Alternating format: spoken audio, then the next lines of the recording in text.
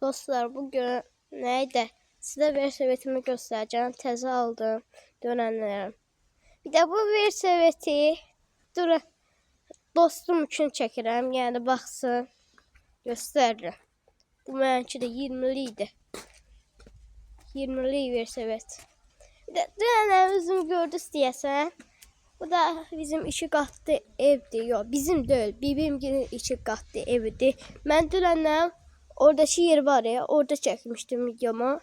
Burada onun devamı. Ve burada da Versevet var. Ben dönenler 220 manata. Tekerlere bakın. Yani teker mismarda ise patlamayanlandı. Bu da çok kalın şeydi.